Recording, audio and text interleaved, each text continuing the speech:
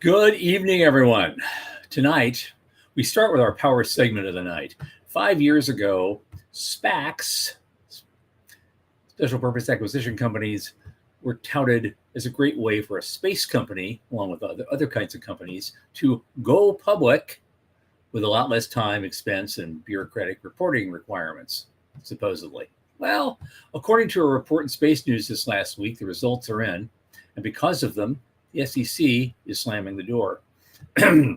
Also, we will meet the first winner of the center's first $1,000 space microgrant, Chris Torre of Torre Space and Power Systems, where he will introduce us to a new technology that could conceivably be very disruptive. From the news desk at the Center for Space Commerce and Finance, I am Thomas Andrew Olson, and this is The Unknown Quantity.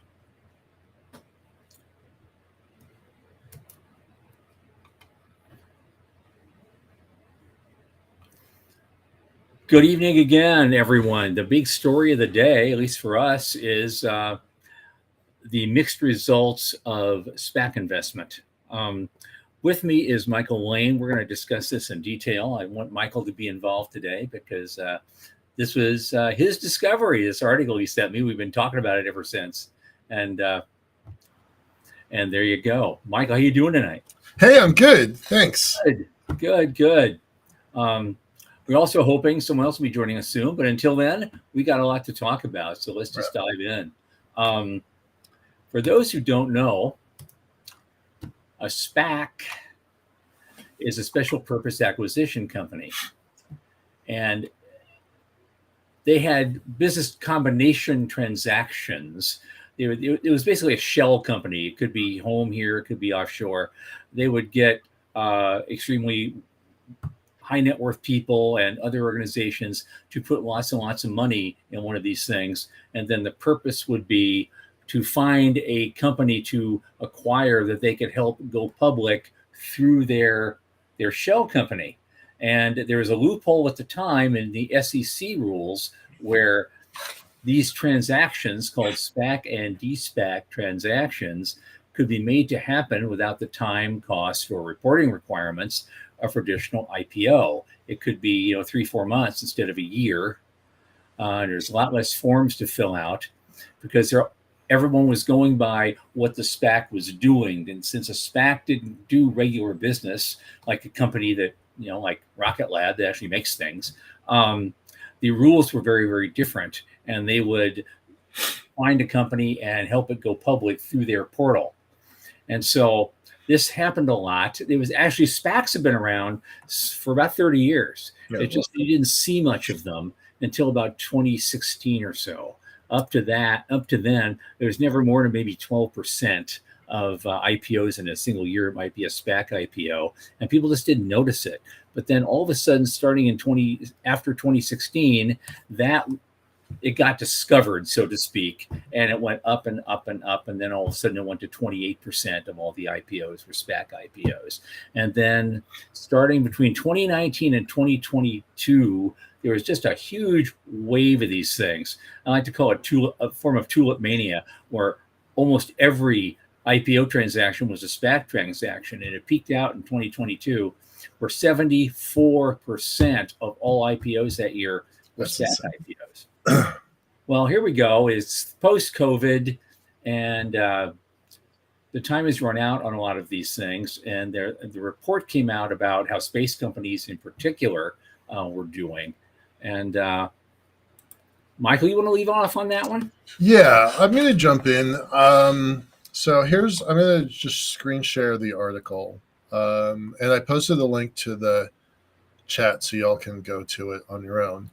But this is pretty interesting. I'm gonna kind of share my own little bit of history here. Before they were called SPACs, they were called reverse mergers, and way back in 2003, I think, some folks from Las Vegas who had dead, empty shell companies. They would purchase them often from the pink sheets. That would be, They would maybe have been like a Nebraska mining company that went belly up or something, and they'd grab those, rename them, shove everybody off the board of directors, try to clean it up a little bit, and then there was a secondary market for reverse mergers. And I looked at this thing and I really did ponder it. I really like, yeah, for $50,000, you could get a clean shell, and that's what they would always sell, a clean shell, and you could take Liftport public. And the idea of taking a space elevator public, a space elevator company public in 2000, maybe it's 2003 or 2004, I think. I mean, that was straight up science fiction, but I did entertain it as an idea for a couple months. Ultimately, of course, I didn't decide to do that. I thought it was a little too shady. So then fast forward to 2019,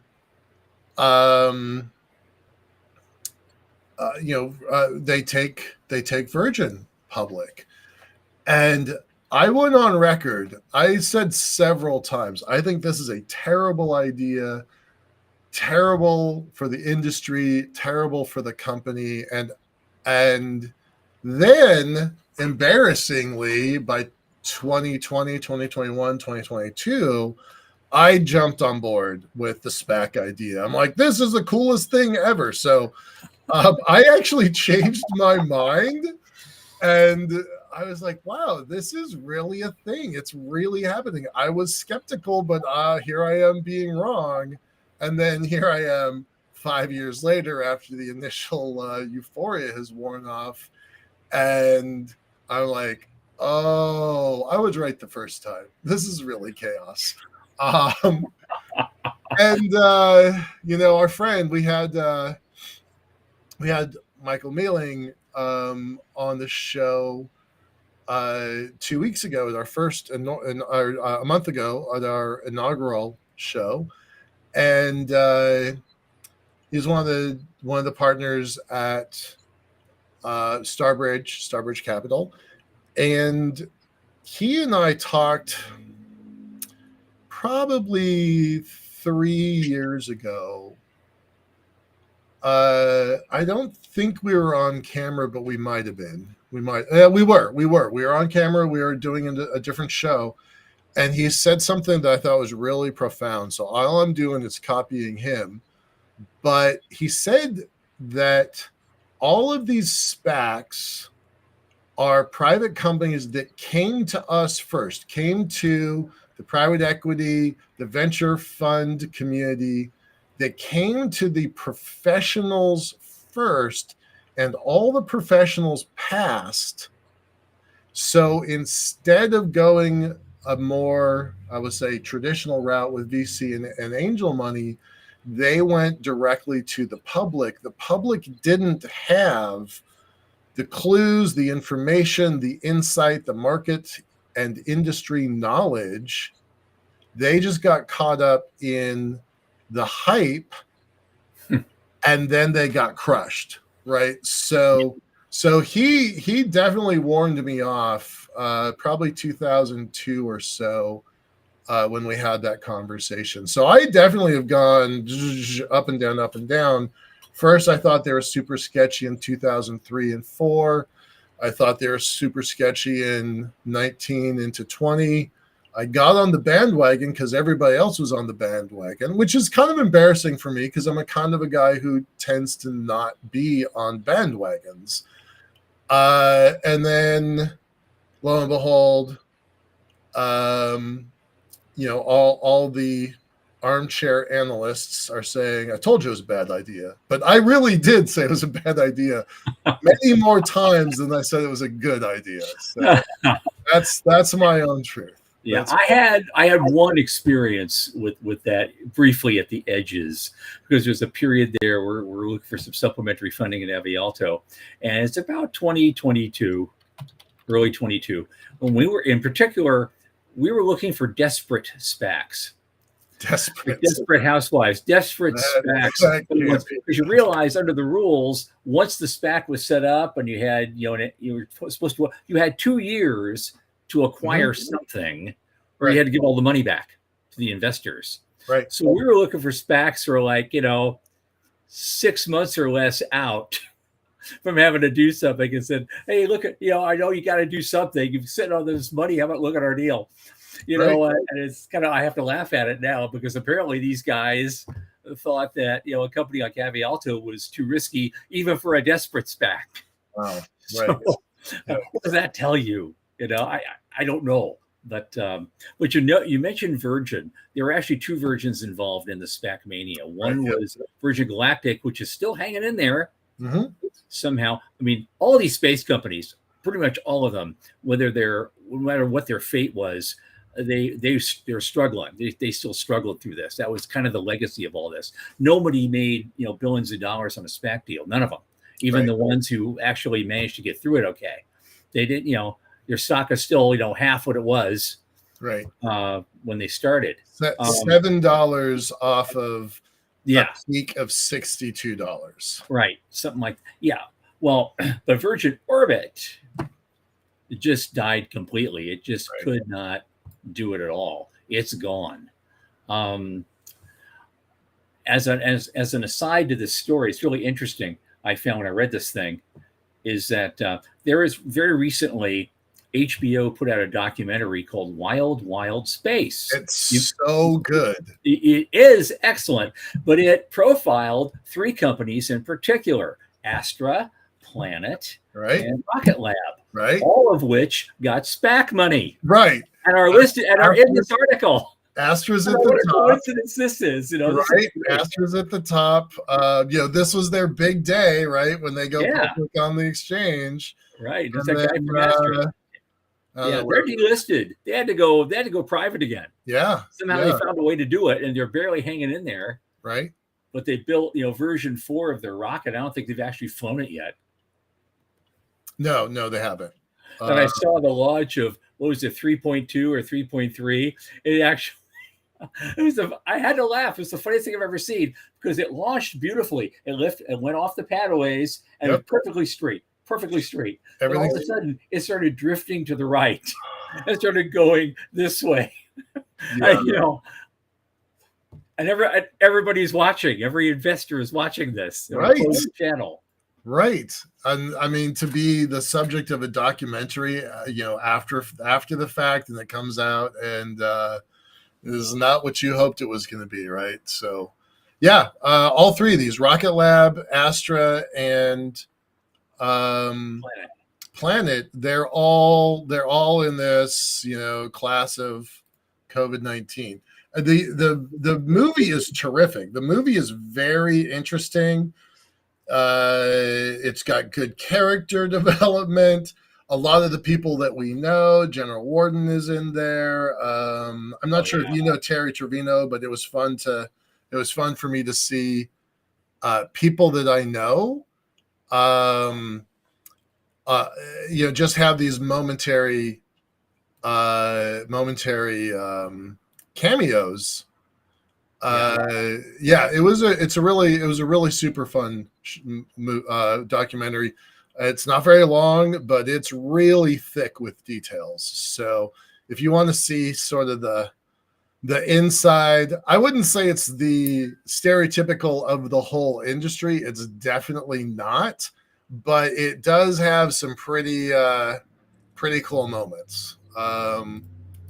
And, for folks like you and I who were kind of in the thick of it, it's pretty neat when that stuff happens. So, that was a great ride. But again, you see companies like Astra that they had to delist and get a whole new funding mechanism, and they're just struggling like heck. And then you have this. What is this other company? It's a company I never heard of, Terran Orbital. Yeah. Oh, Terran. I know a little bit about Terran. Yeah. Yeah. They. Mark Bell said that was the biggest mistake he ever made. He made a Dave Maston kind of mistake. I don't know what that's about. What do you mean? Well, remember Maston Space Systems? Of course, yeah. And they got acquired. Yeah. But they got acquired because Dave made a very bad business decision, and certain things that he assumed were going to happen failed to happen and materialize. And as a result, they went basically under and got acquired by these other guys. Well, the same thing happened to Terran. Okay. And Terran, they were real high on the hog. They thought they were going to get all this money from the SPAC. They were looking at $345 million. They actually ended up getting only 29. They got some. They had a parallel transaction with some private equity investors alongside that got them up to about 250. But they were very undercapitalized, and of course, just like Astra, they were making mistakes, and they were things weren't working right, and their stock value went from like $11 and something down to now it's like 40 cents. Whoa. And so one of the biggest of the private equity side, one of the biggest owners there was Lockheed Martin. And so right now they're going to get acquired by Lockheed Martin. Right. And so it's another Dave Masson story. They're going to get acquired by Lockheed Martin, and probably, Lockheed offered $1 a share, to get it, but now they walked that back. Now they're looking at 25 cents, and it's ridiculous. And Terran Orbital is sitting on a couple $100 million worth of contracts. So Lockheed doesn't want the company; it wants the contracts, the revenue stream. Yeah, right. But of course, didn't Amaret also file Chapter 11 or something? Yeah, that Amaret was the only one they had to delist that off their balance sheet for incoming revenue because they don't know if they're ever going to see it now. Right. Yeah, I didn't know that much about Amaret. I actually had to look them up a little bit. Where are they on here? I had a lot of hope for Momentous. I don't know where. Yeah, Arquit. I don't know anything about this company. They're all just getting completely out of space altogether. That's insane. $10 down to 31 cents. Yep. That would make me cry.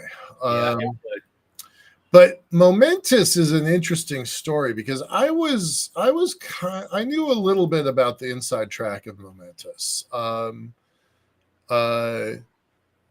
We had a handshake deal to fly a mythical, right? Because it was pre 2020, pre COVID. We had a plan to build a small set of satellites experiments, but literally no one in the world could get our cargo from low Earth orbit out to the Earth-Moon Lagrange 1 point. We were going to hitch a ride on some of the Momentous assets, Vigoride. And, I talked to Mikhail, I talked to a couple other people at the company, and we had a soft handshakes agreement to do that. So I had been watching Momentous very carefully because my futures were in a way pinned to their futures. And to watch that unravel the way that it did, the way that the founders had to step down, the CEO had to step down. That was hard to watch. It was really hard to watch. I don't understand what their national security concerns might have been. That's not an area that I would know anything about. Right. But I can tell you that Mikhail was personally pretty upset, pretty angry about how that played out. Sure. And it really harmed the company. They did some, this is going to sound stupid, but they did some pretty remarkable stuff in the terms of kind of branding and designing and kind of showcasing who they were to the world. They actually put a lot of money into branding, which was for 2019, 2020, 2021, pretty unheard of. It kind of made everybody raise their game in the way that they were telling their stories. So sure. I was kind of bummed when Momentous kind of took took its hard left turns that it did. It And was it doesn't, hard to watch. yeah, it doesn't get easier to watch, I found. But you and I have been at this for quite some time. I've been at it since the 90s watching this stuff. And there is we've seen a huge trail of wreckage. Yeah. Of all sorts of companies at every stage of development, from real beginnings to launching stuff. And it never gets easier to see. It never gets easier to look at. One company that really stood out for me that I really caught my eye because it was a company that, in a way, we're kind of close to. It's a company called Spire. Oh, right, yeah. Now, Spire used to be called NanoSatisfy. And in 2012, they were a finalist in the first Ames $100,000 New Space BPC. And so it interested me to see what happened with them. And they have they missed filing their 10Q on June 30th. And they're saying they need more time because they've been doing an internal review of accounting practices and procedures surrounding the timing of bookings under their Space as a Service hosted payload business. Now they have to restate all their historical financials. And even some guy from Raymond James downgraded the stock from outperform to simply market perform. Right. Yep. Because the revised figures could affect the covenants tied to the debt. And he expects those restatements are going to have about an 8 to 9% impact on annual reported revenue. Yikes. That's not little. No. Now the good news is they're going to pay a fee to get a waiver to avoid default, but their shares actually, after stating all this, their shares actually closed up a little bit to about 848, but their debut was about 10. So they're not doing as bad as a lot of these companies we've been talking about. Right. But it does add more uncertainty to the whole thing. And they have been among the strongest stock performers in that class. And so that accounting slip is huge for somebody like them. Well, but let's look at what they did, though. The SPAC, as you just described it, is a shortcut to the public offering process. Yeah. So you take a company that is, by definition, not prepared to go public, put them in a public environment where they have that level of scrutiny and evaluation, and then force them to grow up really, really fast. And some companies can't do that. They can't scale. It's not about scaling their product. It's about scaling their internal operations. No. Every time we do a BPC, every time we do a boot camp, do I or do I not do a specific presentation about exit strategies? Right. And I go on and on about the IPO with the actual direct goal of scaring the piss out of them. Right. So they won't do it. It's just too much hell on earth to do, to get to. And then you wake up one morning and you have more accountants and lawyers working for you than you have engineers anymore. Yeah. No, it's crazy. It's a strange world that we're in now. Before the broadcast, I'd like you to share some of the stuff you were talking about, that this isn't just the space SPACs. Oh, right? Yeah, it's everybody. So tell me about that, because I don't know that much. I saw a report. I've got it. I have a report. It was written for Forbes by an analyst in January. And she was going through all the issues with SPACs for the entire, and she really goes into the tulip mania thing, because that's what I call it, because a lot of Hollywood types were getting involved in SPACs, and a lot of other people that we know, from Shaquille O'Neal to Paul Ryan, were getting involved in SPACs, and they were all doing bad. She said the entire SPAC market probably lost aggregated $100 billion in market value during this period. It went up like this and then went boom. As a result of that, what these articles don't tell you is that the SEC, since 2022, has been going into new rules for SPACs, which the intention of which is to normalize them with the standard IPO process. So basically, it's gonna kill SPACs. It's gonna be the end of SPACs as we know it. They're gonna go to the dustbin of history. And some people had some fun, and most people didn't. And they're gonna have to find other ways to get things done. And so we're back to my scary story of why you shouldn't do IPOs in the first place. But during that period, during 2021 in particular, IPOs had record numbers. There was over 1,000 IPOs in 2021. That's insane. That's double the last previous record, right? 480, which was set just before the financial crisis. Wow. It's, looking at myself going, what is going on here? Right. And so those are space companies. That's Shaq, and that's Paul Ryan, and that's Donald Trump has SPAC, right? He probably does. No, he does. That one's pretty well documented. No, it's crazy. It was the celebrity tool du jour. And I'm going to just reiterate what Beeling said. The pros passed on it, and so all that was left was to market to the amateurs, and the amateurs got burned. Yep. So yeah, it's crazy. I hope that this doesn't bring kind of long-term damage to our industry, right? Space Capital has a report that they issue each quarter that says basically there's almost 1,900 funded space companies. Now that's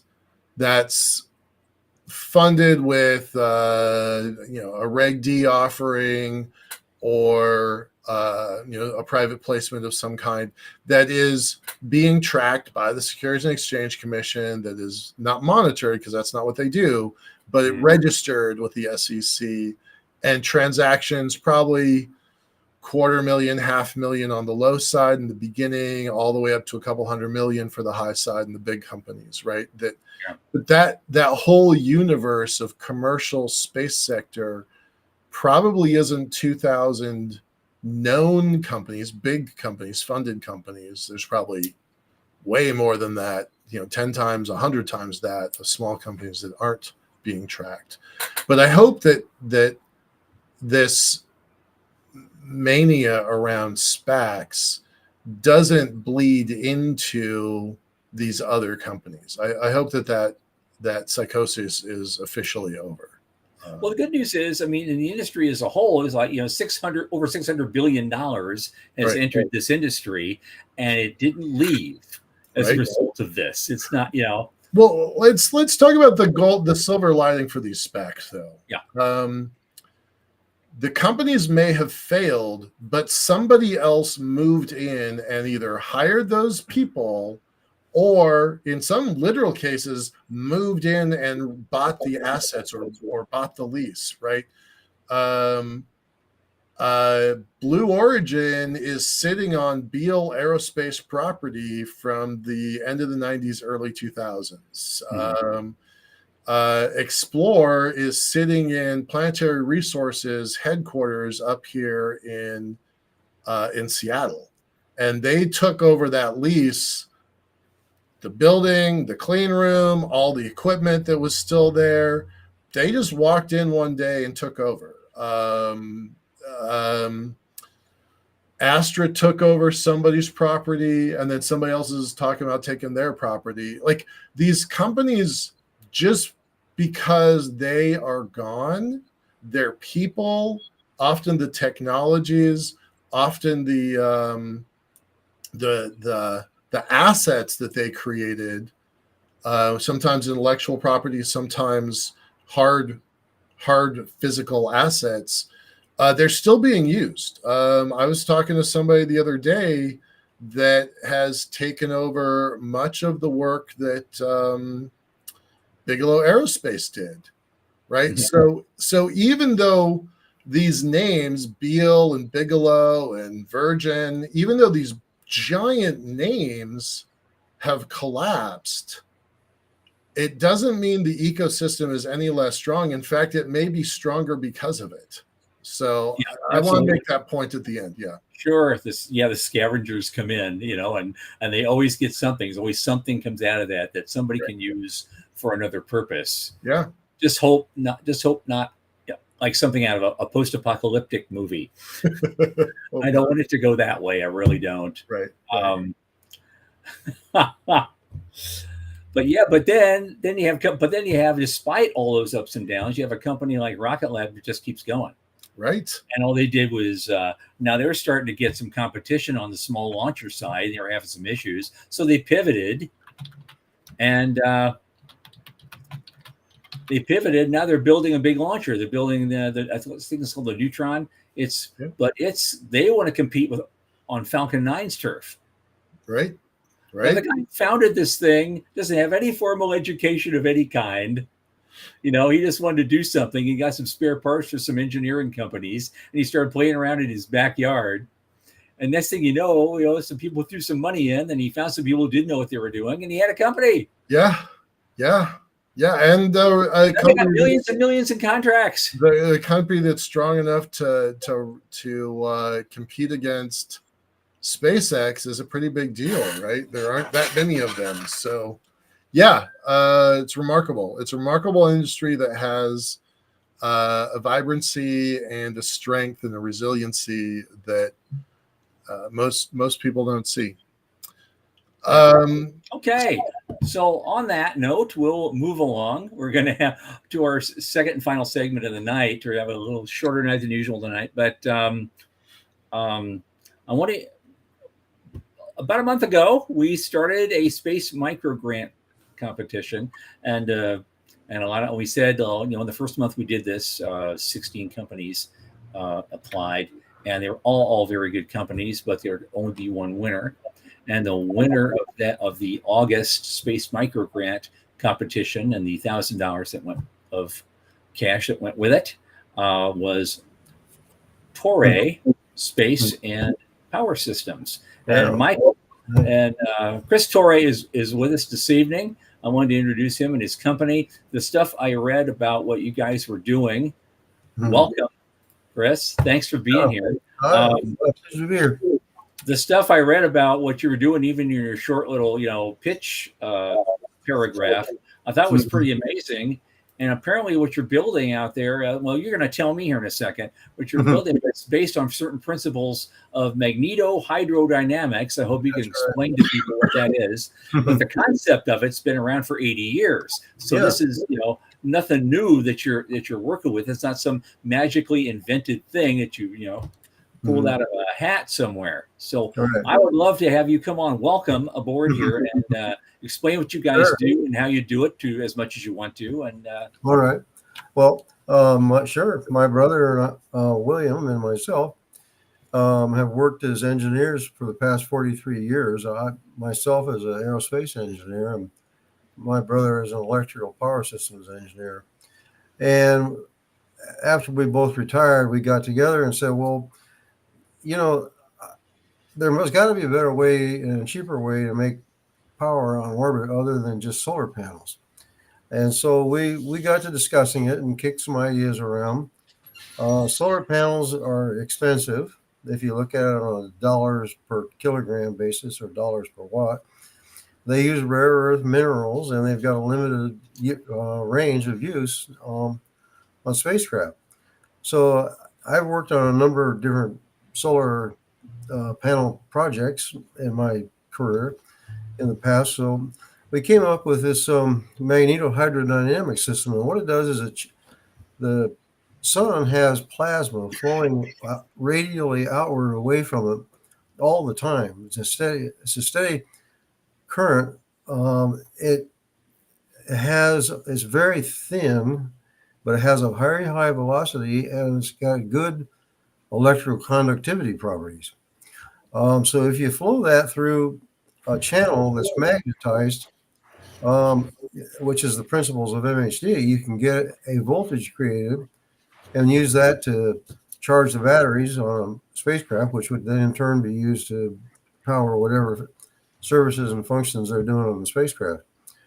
So that was our basic idea. So we started analyzing it and designing it and worked on it for a couple of years. And then we got some funding from the National Science Foundation to build some prototypes.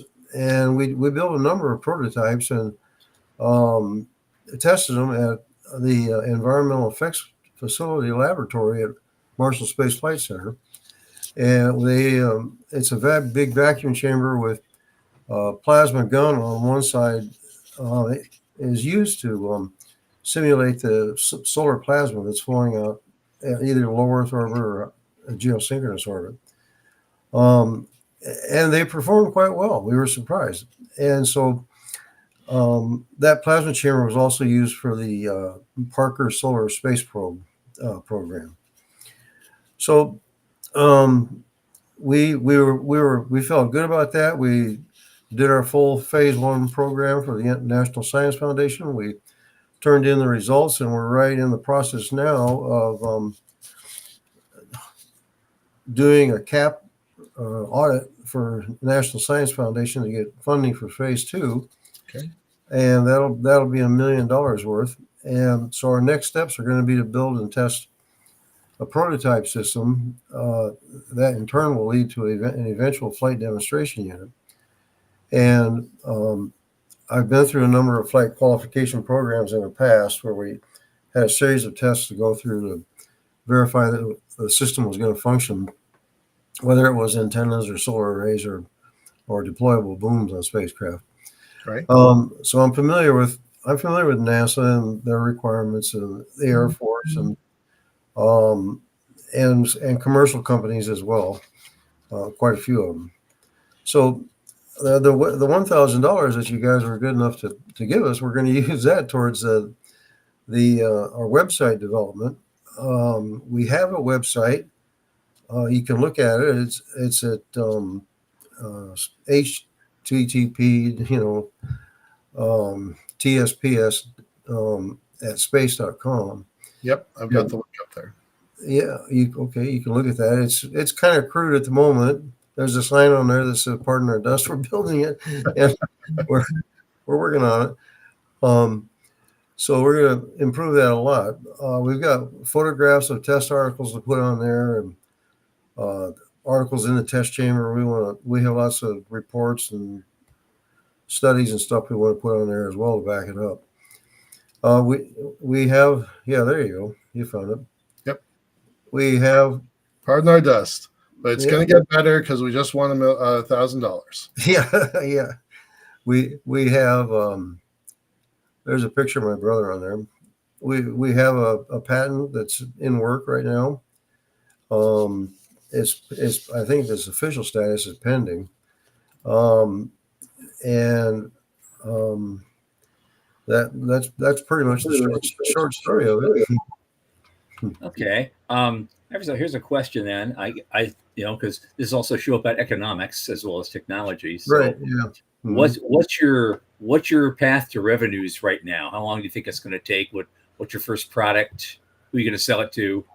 Yeah. I think we're 2 to 3 years away, to be quite honest.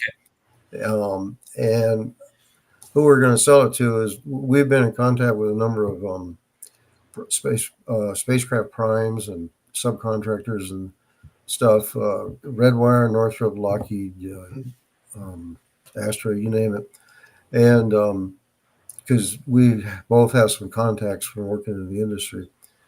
So I think just the time to make the next prototype and analyze it and test it is going to take up the next 2 years.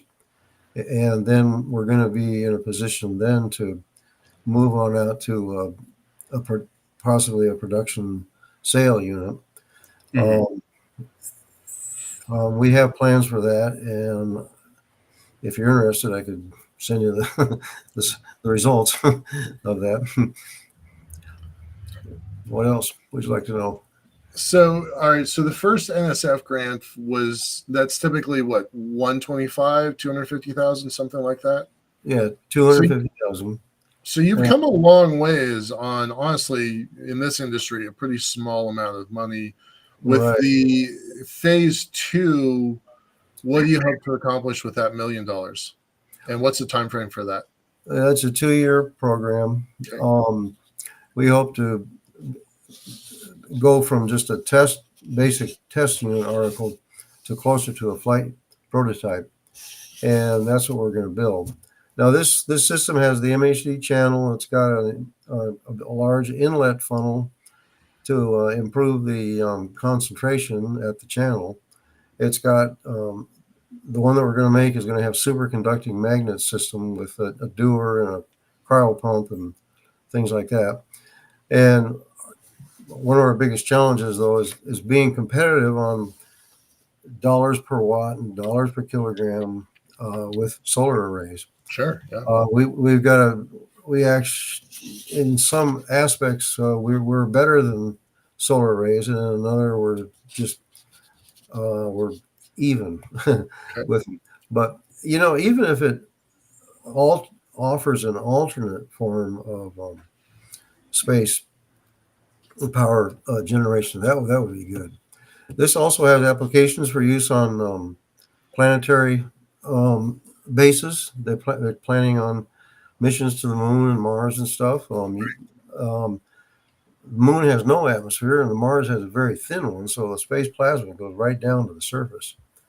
And Mars, of course, is farther away, so solar arrays are not less valuable. Yeah. Yeah. And it can also be used on some of these new space-based solar power systems that they're looking at with large solar array farms on them. I mean, this would take up a whole lot less space than kilometers worth of solar arrays. And the resource for it is free, basically. It's out there. The sun, generates this plasma, and sends it out 360 degrees in every direction, and a very small sliver of it actually gets to our planet. Right. Yeah. So,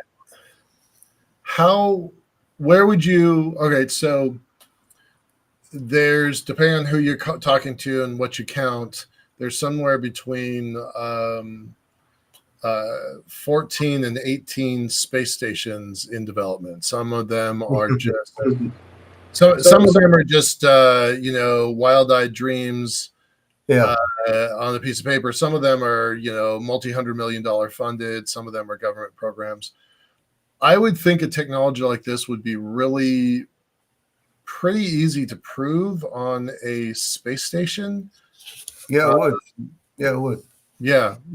To me, that's almost a first market. I'm not sure if that's what you're thinking about, but that's what I'm thinking about for a first market. That could be a first market, and indeed, I've talked to some people at NASA about that.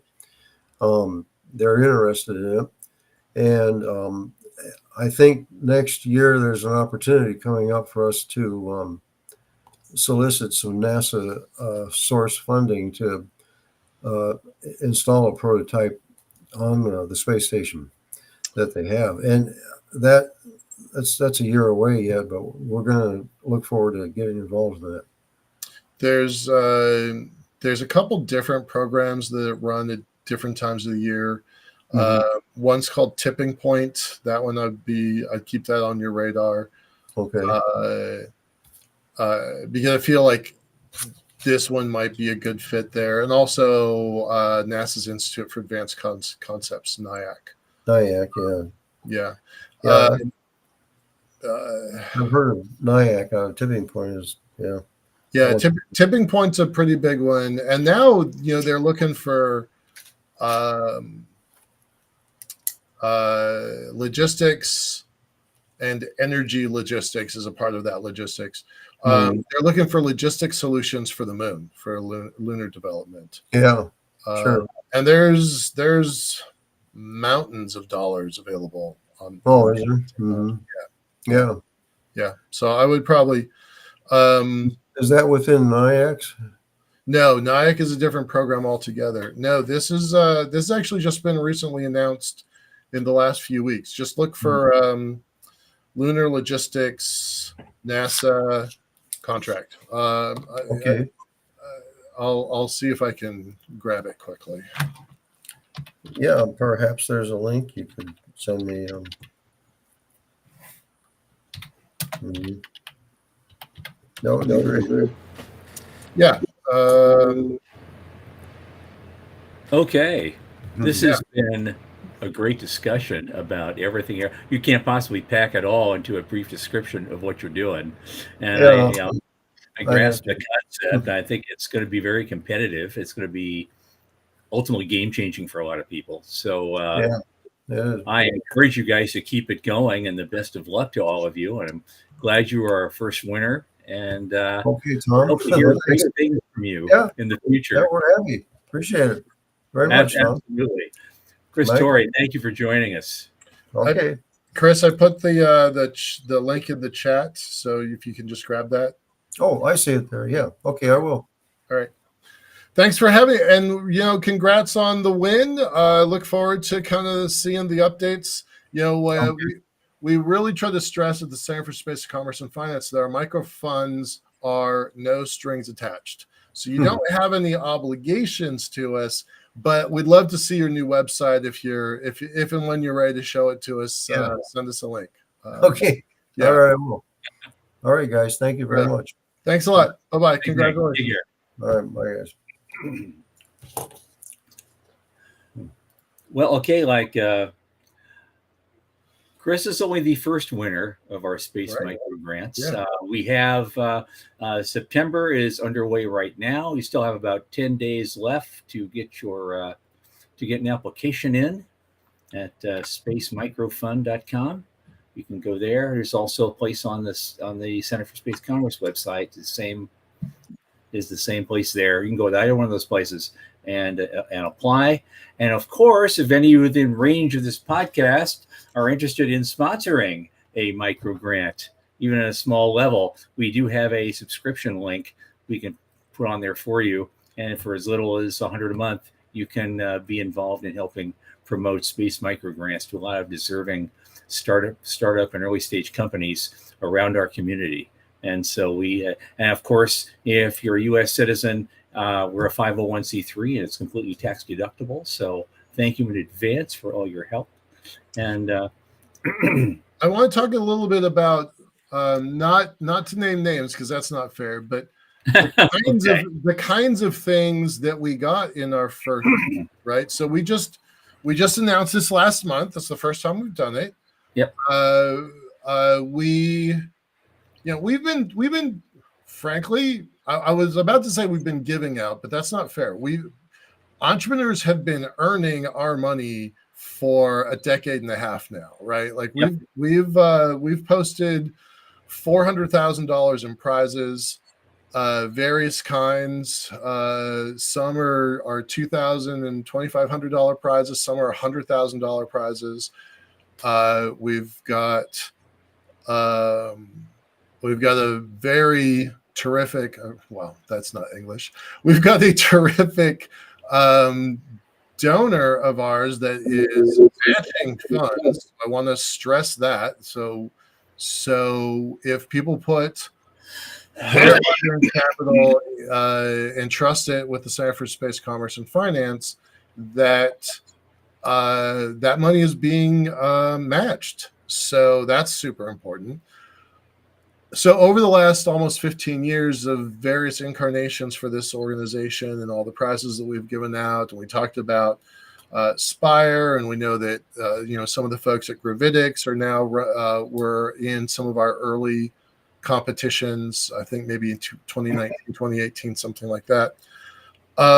We know that we have some wins under our belt, and they're not trivial wins. They're big wins in this industry. And along the way, while we still think that our business plan competitions are our kind of hallmark product, we've started to develop new programs and new elements. And this Space Micro Grant is the first. We've got some other stuff coming, but that we understood early on that there was this need for low dollar, no strings attached funding to companies that are not much more than an idea, right? Torre, now they've had some wins, right? They've got a NSF grant for 250,000. They're aiming for $1 million. So we had folks like them, but we also had folks that submitted that were much, much, much smaller than that, and we weighted them pretty evenly. It was a difficult decision. We had 16 companies submit. One thing I want to stress is that 6 of the companies we did not fully consider because they were too just going to mention that. Yeah. They were too generic. They wouldn't tell us what they were going to do with the money. And this isn't a lottery. This isn't it's not a gift. Like, we want to get something that's good for the industry in this process. So I want to stress that if you're going to submit to this, please do, but have something specific that you want to accomplish. $1,000 can do a lot. It can't do everything.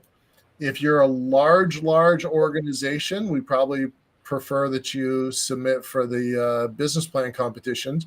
But this is part of our feeder system, so getting into our system is a good way for you to compete in our business plan competitions. So, which we actually told to a number of those folks. It's like, your guys doing a general funding request, and the way it looks so good that this might be too small for you. You might want to actually go and apply for our next BPC, because it'll be 10,000 minimum. And depending on our sponsors, get right out the gate. So, and that takes place at usually some kind of major space conference where you're going to get a lot more exposure.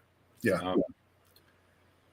So I think this first round of the micro grants was really fun. I encourage people to get involved. We do have a place on the website that will allow subscriptions. I'm going to correct you, Tom. It's a $50 a month commitment. Well, I know that's what we've been doing originally. We're trying to help people up their game. Okay, great. All right. That's all. Okay. You don't have to be 50. You could do a little more. Yeah.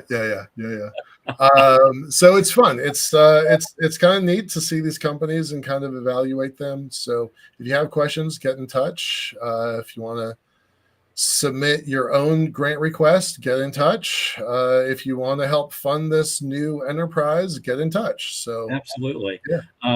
They say the next round closes on September 20th, 10 days from tonight. And then we'll be announcing the winner a few days after that. And then hopefully that winner will be on our first podcast in October. Right. Yep. We're going to try and bring all the winners onto the show. Yeah, we want them all on. Yeah. Again, it's no strings attached, but it would be really cool for our show if they show up. Okay. I think we're getting to it. Okay. Thank you, Michael, for all your help today. I was having when poor Chris was talking there, I was having this tickle cough that's driving me nuts. And you pitched in a thank you because, I was fumbling around. Where's the inhaler? No, I'm not going to do that now. That's ridiculous. But we're going to close it out. I got a couple things. I just have something I want to leave you with. I'm going to sign out. I'll see you. Thank you, Michael. Thank you for being with us so much. And we'll see you next time. Now, as we're settled on a schedule now of every second and fourth Tuesday of every month. So we'll be back here in 2 weeks, September 24th, and it's always at 8 p.m. Eastern.